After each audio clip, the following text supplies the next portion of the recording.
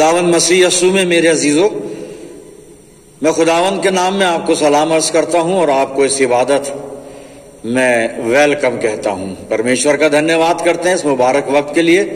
खुदा आपने हम सबको ये समय दिया है कि इस आत्मिक सहभागिता में हम शिरकत करें और खुदावंद के पाक और जिंदा कलाम को सुने। हम सब के लिए दुआ करते हैं कि प्रभु का अनुग्रह सब पर हमेशा बना रहे। आज जो वचन का हिस्सा परमेश्वर ने मुझे दिया है मनन के लिए, वह आप अपनी बाइबल में देखिए। उत्पत्ति की पुस्तक 41 अध्याय और 14 पद से 21 पद मैं आपके सामने पढ़ूंगा। तब फिरौन ने यूसुफ को बुलवा भेजा, सो उन्होंने जल्द उसे कैद खाने से बाहर निकाला और उसने हजामत बनवाई और कपड़े बदलकर फिरौन के सामने आया। फिरौन ने यूसुफ से कहा, मैंने एक ख्वाब देखा है जिसकी ताबीर कोई नहीं कर सकता, और मुझसे तेरे बारे में कहते हैं कि तू ख्वाब को सुनकर उसकी ताबीर करता है। यूसुफ ने फिरौन को जवाब दिया, मैं कुछ नहीं जानता, खुदा ही फिरौन को सलामती बख्श जवाब देगा। तब फिरौन ने यूसुफ से कहा, मैंने ख्वाब में देखा कि मैं दरिया के किनारे खड़ा हूं और उस दरिया में से 7 मोटी और खूबसूरत गायें निकलकर नीस्तान में चढ़ने लगी। उनके बाद और 7 खराब और निहायत बदशक्ल और दुबली गायें निकली, और वो इस कदर बुरी थी कि मैंने सारे मुल्क मिस्र में ऐसी कभी नहीं देखी। और वो दुबली और बदशक्ल गायें उन पहली 7 मोटी गायों को खा गईं, और उनके खा जाने के बाद ये मालूम भी नहीं होता था कि उन्होंने उनको खा लिया है, बल्कि वो पहले की तरह जैसी की तैसी बदशक्ल रहीं। खुदा की बरकत उसके पाक कलाम के पढ़े जाने और सुने जाने पर हो, आमीन। आइए दुआ करें। खुदावंद मसीह यस्सू में हमारे प्यारे आसमानी बाप, ये वक्त है तेरे जिंदा मुबारक कलाम पर मनन करने का। हम सबको पवित्र आत्मा का मसा दे कि पाक रूह की रहनुमाई में होकर हम तेरे पाक कलाम को सुने, समझें, अपनी जिंदगियों में जज्ब करें और प्यारे खुदावंद इसको जीना सीखें। आसमानी बाप, दुआ करते हैं वचन रूपी बीज जब हमारे दिल की जमीन पर गिरता है, हमारी जिंदगियों में जड़ पकड़े और बेशुमार फल लाने वाला हो। प्रभु जी, जब हम तेरी संगति में हैं तो हमारे चारों तरफ पाक फरिश्तों की सेना का बाड़ा बांधना कि शैतान हमें किसी भी तरह से तेरी संगति से जुदा ना कर सके। प्रभु जी, अपने आप को तेरी अधीनता में सौंपते हैं और इस दुआ को तेरे प्यारे और इकलौते बेटे और अपने नजात दहिंदा खुदावंद यीशु मसीह के जिंदा और मुबारक नाम के वसीले से मांगते हैं। सुन और कबूल कर ले, आमीन। अजीजों, एक बार फिर परमेश्वर का धन्यवाद करते हैं आज के समय के लिए, अच्छी संगति के लिए, आज मनन के लिए। मैंने वचन में से आपके सामने पढ़ा उत्पत्ति की पुस्तक the book of genesis chapter 41 14 से 21 आयत। Genesis 41 versus 14 to 21। उत्पत्ति 41 14 से 21 फिरौन और यूसुफ की बातचीत है। यहां पर फिरौन ने ख्वाब देखा है जो आगे लिखा हुआ है, और बहुत सारी बातें हैं, लेकिन बड़े मुख्तसर तरीके से मैं जो आज का जो कलाम है जिस पर हम मनन करना चाहते हैं, बस वही आपके साथ मैं शेयर करूंगा। और फिरौन बादशाह ने जो ख्वाब देखा उसकी ताबीर कोई नहीं बता पाया। फिर उसको बताया गया कि कैद खाने में एक शख्स है, यूसुफ उसका नाम है, और वो ख्वाबों की ताबीर बताता है। बादशाह ने उसको बुलवाया, वो बादशाह के सामने हाजिर किया गया और बादशाह ने अपना ख्वाब उसको बताया। और ख्वाब में जो खास बात यहाँ पर बताई गई, फिरौन ने कहा, मैंने देखा कि मैं दरियाए नील के किनारे खड़ा हूं और उसमें से 7 मोटी और तंदुरुस्त गायें निकली और वहां पर नीस्तान में चरने लगी। और उसके बाद फिर 7 दुबली और बड़ी बदशक्ल गायें निकली, और वो दुबली और बदशक्ल गायों ने मोटी और खूबसूरत गायों को खा लिया, उन्हें निगल लिया। लेकिन खाने के बाद भी वो दुबली और बदशक्ल गायें जैसी की तैसी रहीं। 7 खूबसूरत और मोटी गायों को खाकर भी ये दुबली और बदशक्ल गायें बिल्कुल दुबली रही, बस शक्ल रही और जैसी की तैसी रही। एक और भी ख्वाब देखा था जो कि एक बाली का था। अनाज की एक डंठी निकली है, उसमें 7 बालें हैं, वगैरह वगैरह वो सारी बातें। और यूसुफ ने उसका मतलब भी बता दिया कि भाई ये 7 अच्छी गायें, 7 अच्छी बालें 7 साल हैं, 7 दुबली और बदशक्ल गायें, 7 मरी हुई बालें वो भी 7 साल हैं। और मतलब यह है कि जो अच्छी गायें और अच्छी बालें हैं, ये 7 साल तेरे राज्य में बहुत बहुत अच्छी पैदावार होगी और उसके बाद 7 साल अकाल पड़ेगा, खाने को कुछ नहीं बचेगा। इसलिए तू अभी से कुछ उपाय कर ताकि अकाल के 7 साल लोग भूखे ना मरें। और वो बाद में फिर उसका उपाय होता है और यूसुफ को ही प्रधानमंत्री बनाया जाता है और सब ठीक ठाक हो जाता है। लेकिन हम जो बात कर रहे हैं उस पर कर रहे हैं जो ख्वाब देखा गया। बादशाह ने देखा कि पहले नील नदी में से 7 गायें निकली हैं जो खूबसूरत हैं, जो तंदुरुस्त भी हैं, और जब वो चल रही हैं घास किनारे पर तो बाद में 7 बदशक्ल गायें, दुबली गायें, बड़ी कमजोर और कुरूप वो गायें निकली। और उन 7 कुरूप गायों ने, दुबली गायों ने उन सुंदर और तंदुरुस्त गायों को खा लिया। यूसुफ ने अर्थ बताया था कि ये 7 साल बहुत अच्छी फसल होगी, लेकिन उसके बाद 7 साल अकाल पड़ेगा। और वो अकाल इतना भीषण काल होगा कि ये 7 जो अच्छे पैदावार के साल होंगे लोग उसको भूल जाएंगे, और अकाल के 7 सालों में त्राही त्राही मच जाएगी, लोग भूखे मरेंगे और बहुत बहुत गारतगरी होगी, बहुत कुछ नष्ट हो जाएगा। यानी ये 7 अच्छे साल, इनका कोई नाम निशान नहीं रहेगा, कोई याद नहीं करेगा। और वो जो भीषण अकाल के 7 साल होंगे बड़े खराब होंगे। अजीजों, ख्वाब वहां देखा गया, ख्वाब का अर्थ यूसुफ ने बता दिया, उसका उपाय भी हो गया, वो जो इतिहास है वहां समाप्त हो गया।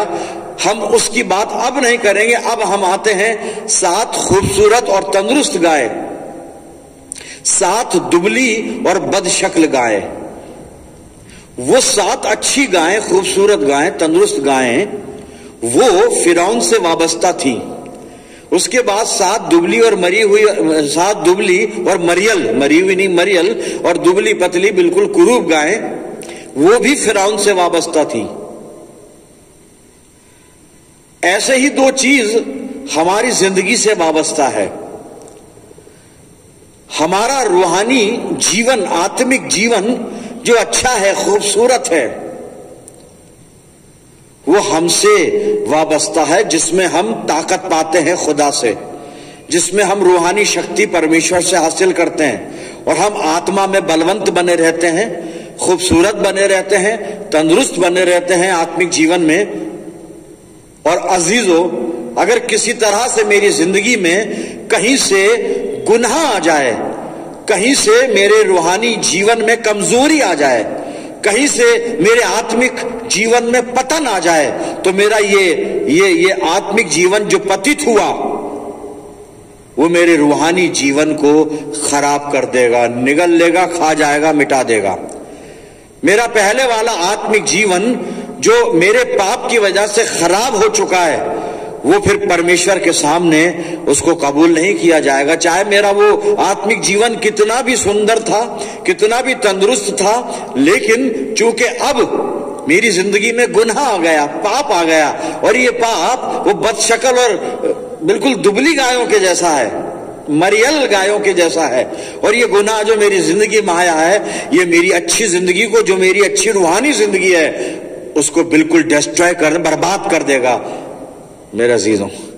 और इसलिए मुझको सावधान रहना है कि मेरी सुस्ती का जो समय है वो मैं प्रार्थना में सुस्ती करूं, वचन पढ़ने और सुनने में सुस्ती करूं, परमेश्वर की संगति, लोगों की संगति में जाने में सुस्ती करूं मैं। लेकिन ये मेरी सुस्ती का जो समय है, ये मेरे अच्छे आत्मिक समय को बर्बाद कर देगा, खराब कर देगा। अगर मैं सांसारिकता की तरफ जाता हूं तो ये सांसारिकता में मेरा जीना, मेरी सांसारिकता का समय मेरे रूहानी जीवन के समय को बर्बाद कर देगा, मेरी रूहानी जिंदगी को तबाह कर देगा और खुदा की बरकतें मुझसे चली जाएंगी। इसलिए मुझे सावधान रहना है और ये मौका आने ही नहीं देना है कि वो दुबली और बदशक्ल गायें खूबसूरत और तंदुरुस्त गायों को निगल जाए, यानी मेरा पतित जीवन, मेरा गुनाह आलूदा जीवन, गुनाह से भरा हुआ जीवन मेरे आत्मिक जीवन को निगल जाए। अभी बात खुलासा नहीं हुई, समझ में नहीं आया। आइए एक इलस्ट्रेशन मैं बाइबल में से बताऊंगा और इलस्ट्रेशन है मोसेस, मूसा का है। मूसा के बारे में कुछ ऐसा ही हम यहां पर देखते हैं। सबसे पहले मूसा के बारे में यह बताया गया है कि वो परमेश्वर की दृष्टि में बड़ा श्रेष्ठ था। मूसा की श्रेष्ठता का प्रमाण बाइबल में मिलता है। और जब 12 अध्याय को आप पहले पद से पढ़ेंगे तो यहां पर मूसा के बारे में लिखा है कि मूसा ने कूशी स्त्री से विवाह किया और इसके कारण उसका भाई हारून और बहन मरियम उसकी निंदा करने लगे और खुदा हारून और मरियम से नाराज हो गया कि तुमने मेरे बंदे की निंदा क्यों की। और खुदा ने मूसा और हारून को बुलाया और उसके बाद खुदा कैसे बात करता है, मूसा की श्रेष्ठता का प्रमाण बता रहा हूं मैं। गिनती की पुस्तक 12 अध्याय और 6 पद से और 8 पद तक पढ़ रहा हूं। तब यहोवा ने कहा, मेरी बातें सुनो, यदि तुम में कोई नबी हो तो उस पर मैं यहोवा दर्शन के द्वारा अपने आप को प्रकट करूंगा या स्वप्न में उससे बातें करूंगा, परंतु मेरा दास मूसा ऐसा नहीं है। वो तो मेरे सब घरानों में विश्वास योग्य है। ये मूसा की श्रेष्ठता है। परमेश्वर कह रहा है मेरे सब घरानों में। खुदा के घराने कितने हैं और कहां पर हैं? पूरी दुनिया उसका घराना है। पूरी दुनिया, वही खालिक है पूरी दुनिया का और वो जहान से प्यार भी करता है, जगत से प्रेम भी करता है। तो कहता है मेरे सारे घरानों में विश्वास योग्य है। 8वीं आयत से, उससे मैं गुप्त रीति से नहीं परंतु आमने सामने और प्रत्यक्ष होकर बातें करता हूं और वो यहोवा का स्वरूप निहारने पाता है। इसलिए तुम मेरे दास मूसा की निंदा करते हुए क्यों नहीं डरे? मूसा मामूली आदमी नहीं है। परमेश्वर इसको अप्रूव कर रहा है। इसकी रिकमेंडेशन इतनी मजबूत है। खुदा कह रहा है कि मैं लोगों से दर्शनों में बात करता हूं, सपनों में बात करता हूं, लेकिन मूसा से आमने सामने बात करता हूं, मेरा स्वरूप निहारने पाता है। यह श्रेष्ठता है साहब। लेकिन इसकी रूहानी जिंदगी की खूबसूरत और तंदुरुस्त गाय को एक गलती ने, इसकी एक गलती ने, जिसको हम वो दुबली और बदशक्ल गाय कह सकते हैं, कैसे निकला वो मैं आपको बताता हूं बाइबल में से किस तरह निकल लिया। आपने इसकी श्रेष्ठता देखी। अब आगे चलते हैं। गिनती 20 आप निकाल लिए मेरे साथ, गिनती की पुस्तक और 20 अध्याय। यहां पर कादिश में आ गया है मूसा इस्राएलियों को लेकर। मैं बड़े शॉर्ट में बताऊंगा, बाद में स्टडी आप करिएगा। और वहां पर लोगों को पानी नहीं मिला। लोग कुड़कुड़ाने लगे, बड़बड़ करने लगे, मूसा पे गुस्सा करने लगे, हमें यहां प्यासा मारने के लिए ले आया, पानी नहीं है। मूसा हारून खुदा के पास गए और उन्होंने बातचीत की, पानी नहीं है। खुदा ने कहा देखो वो चट्टान है, वहां जाओ, उस चट्टान से कहो पानी दे। 20 गिनती 20 10 से 13 मैं आपके सामने पढ़ता हूं। मूसा और हारून ने मंडली को उस चट्टान के सामने इकट्ठा किया। खुदा ने कहा चट्टान से कहो, उस चट्टान से कहो पानी दे। यहां सुनिएगा, मूसा और हारून ने मंडली को चट्टान के सामने इकट्ठा किया। तब मूसा ने उससे कहा, है दंगा करने वालों सुनो कि हमको इस चट्टान में से तुम्हारे लिए जल निकालना होगा। तब मूसा ने हाथ उठाकर लाठी चट्टान पर 2 बार मारी और उसमें से बहुत सा पानी फूट निकला और मंडली के लोग अपने पशुओं समेत पीने लगे। परंतु मूसा और हारून से यहोवा ने कहा, तुमने जो मुझ पर विश्वास नहीं किया और मुझे इस्राएलियों की दृष्टि में पवित्र नहीं ठहराया, इसलिए तुम उस मंडली को उस देश में पहुंचाने ना पाओगे जिसे मैंने उन्हें दिया है। उस सोते का नाम मरीबा पड़ा, क्योंकि इस्राएलियों ने यहोवा से झगड़ा किया था और वो उनके बीच पवित्र ठहराया गया। खुदा ने मूसा से कहा था कि चट्टान से सिर्फ बातें करना, सिर्फ कहना। ये कहां लिखा है वो भी बता देता हूं। गिनती 20 और 7 पद से पढ़ूंगा। तब यहोवा ने मूसा से कहा, उस लाठी को ले और तू अपने भाई हारून समेत मंडली को इकट्ठा करके उनके देखते उस चट्टान से बातें कर। चट्टान से बातें कर, तब वो अपना जल देगी। चट्टान से सिर्फ बात करनी है, चट्टान से सिर्फ कहना है, मारना नहीं था। लेकिन इसने 2 बार लाठी मारी। यही वो दुबली गाय है, यही वो बदशक्ल गाय है मूसा की जिंदगी की, जो इसके रूहानी जीवन को निगल गई। और साहब खुदा इससे नाराज हो गया और सजा उसको ये मिली। खुदा ने कहा कि तुम यानी मूसा और हारून, तुम मुल्क के कनान में जाने नहीं पाओगे, क्योंकि तुमने मेरे नाम का अपमान किया है। अपमान कैसे कर दिया भाई? अपमान ऐसे कर दिया कि चट्टान से बातें करनी थी, लाठी नहीं मारनी थी। इन्होंने लाठी मारकर ये लोगों को बताया कि शक्ति हमारी लाठी में है, शक्ति हम में है। अगर बातें करते तो लोग समझते कि शक्ति इनमें नहीं, शक्ति परमेश्वर में है। पर परमेश्वर की शक्ति को इन्होंने अपने नाम से और अपनी लाठी से वहां पे भुनाया। आज बहुत से लोग ऐसा ही कर रहे हैं। लेकिन चलिए वो टॉपिक अलग है। मूसा हारून पे वापस आ, आप समझ गए होंगे इशारा मेरा, वापस आ जाएं। लेकिन सजा ये मिली कि मूसा और हारून मुल्क कनान में नहीं जा पाए। और अगर 27 पद में 27 अध्याय में आपके सामने और यहां से पढ़ दूं तो आप बिल्कुल समझ लोगे हुआ क्या था वहां पे, माजरा क्या हुआ था। गिनती और 27 अध्याय और 12 से 14 पद सुनिएगा। फिर यहोवा ने मूसा से कहा, इस अबारीम नामक पर्वत के ऊपर चढ़कर उस देश को देख ले जिसे मैंने इस्राएलियों को दिया है। और जब तू उसको देख लेगा तब अपने भाई हारून के समान तू भी अपने लोगों में जा मिलेगा, अपने लोगों में जा मिलेगा। क्योंकि सीन नामक जंगल में तुम दोनों ने मंडली के झगड़ने के समय मेरी आज्ञा को तोड़कर मुझसे बलवा किया और मुझे सोते के पास उनकी दृष्टि में, लोगों की दृष्टि में पवित्र नहीं ठहराया। मैं पवित्र तब ठहरता, परमेश्वर कह रहा है, जब तुम मुंह से चट्टान से कहते और तुम्हारे कहने से कि प्रभु के नाम से पानी आए, खुदा के नाम से पानी आए, तो पानी आता, लोग मुझ पर भरोसा करने लगते और मेरी सामर्थ समझते। लेकिन तुमने मेरा नाम नहीं लेके अपनी लाठी का सहारा लिया और चट्टान पर लाठी मारी। पानी तो मैंने दिया, वो तो देना ही था। मैं अपने बच्चों को प्यासा मरता हुआ नहीं देख सकता, लेकिन तुमने बलवा किया, तुमने मेरा कहना नहीं माना, मेरा अपमान किया मंडली के सामने। तुम नहीं जा, मूसा से कह रहा तू नहीं जा पाएगा, हारून तो पहुंच गया पहले ही ठिकाने, अब मूसा बचा है। मूसा से कहा जा रहा है तू भी नहीं जाएगा, तू भी नहीं जाएगा। हुआ क्या ये? अभी मूसा की श्रेष्ठता का प्रमाण हमने देखा था साहब गिनती 12 में। और खुदा कह रहा है कि पूरे घराने में मूसा जैसा कोई नहीं। तो खुदा बाप हुआ क्या कि आपने मना कर दिया तू कनान में नहीं जाएगा? ऐसा क्या हो गया?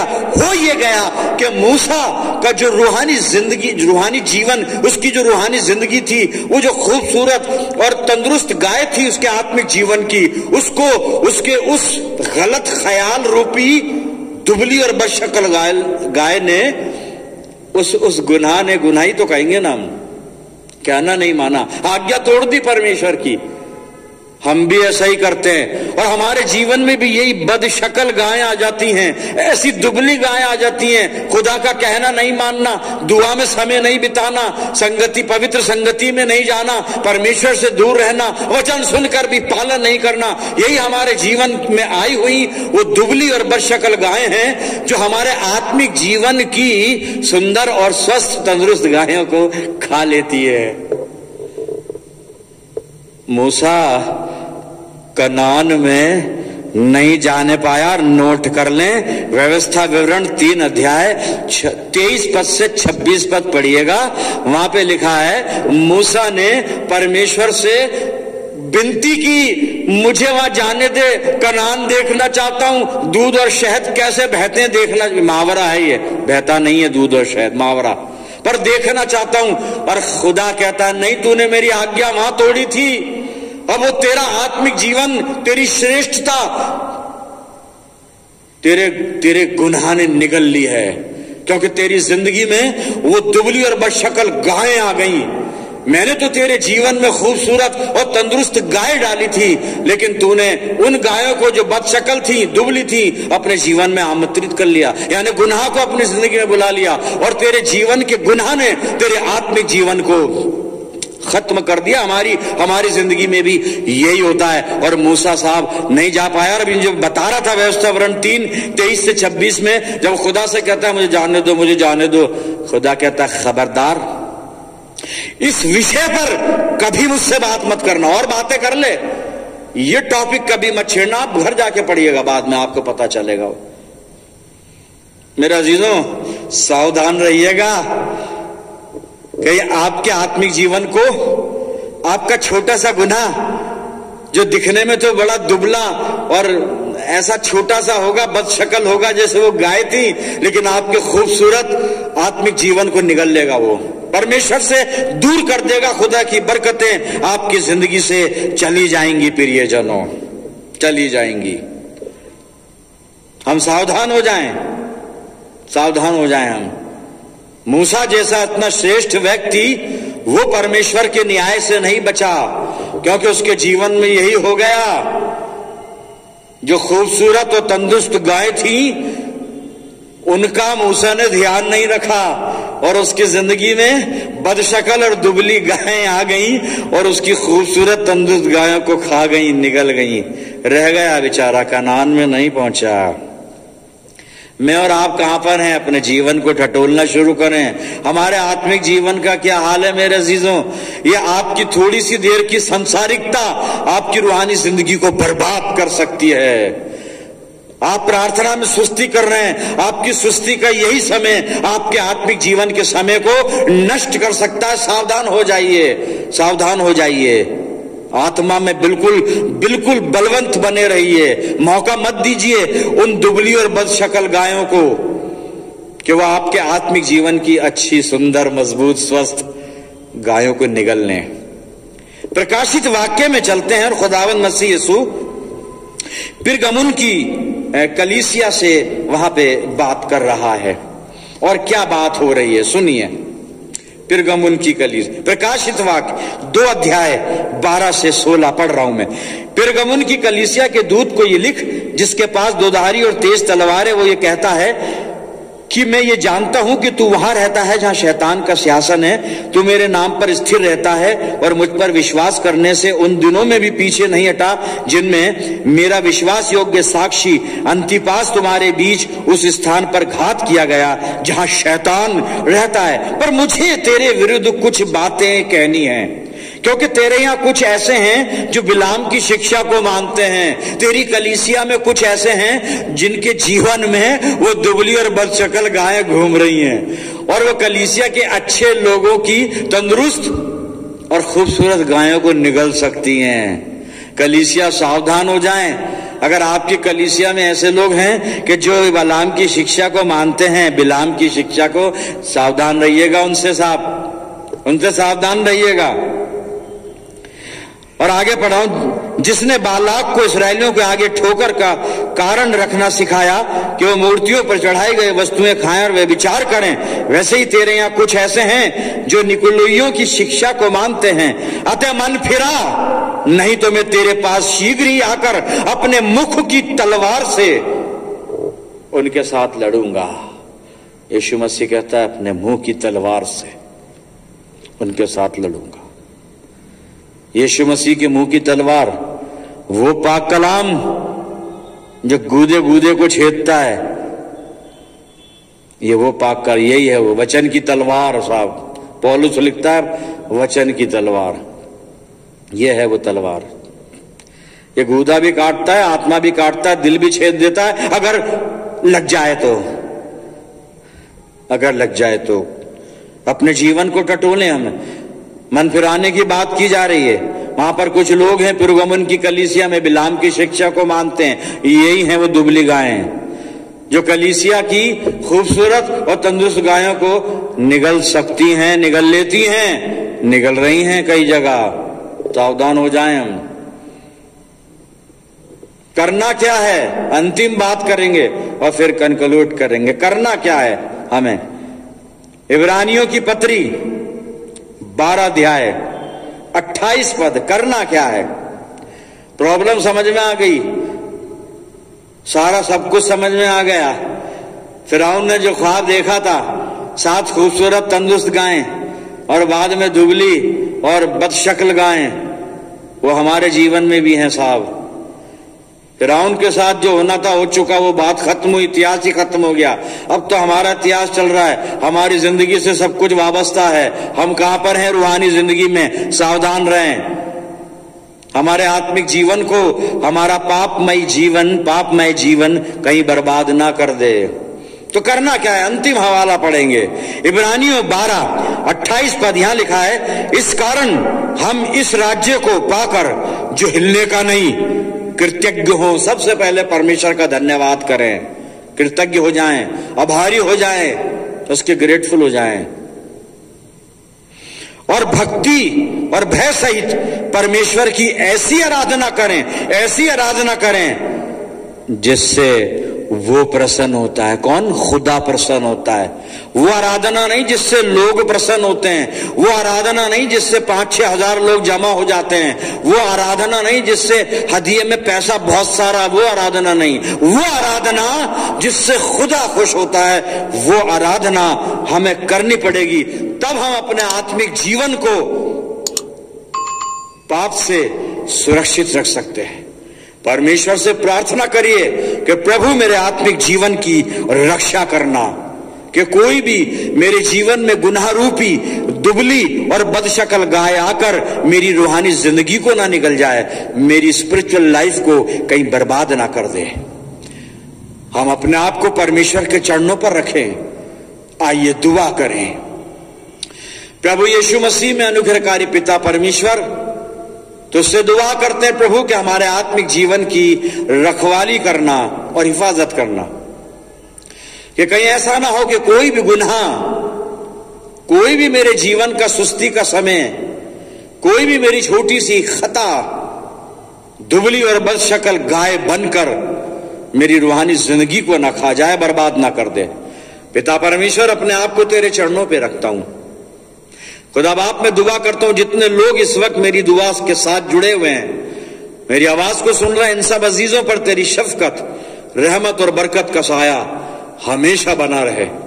खुदावन, हम सब कलीसियाओं के लिए दुआएं खैर करते हैं, दुआ करते हैं पूरे आलम के लिए कि तेरी रहमत पूरी दुनिया पर बरकरार रहे।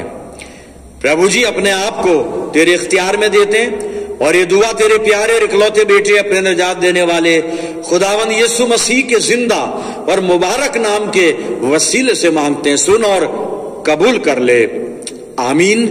अब हमारे प्रभु यीशु मसीह का अनुग्रह, पिता परमेश्वर का प्रेम, पवित्र आत्मा की सहभागिता हम सब के साथ, समस्त विश्वासियों के साथ, हमारी सब कलीसियाओं के साथ अब से लेकर हमेशा तक होती रहे। आमीन।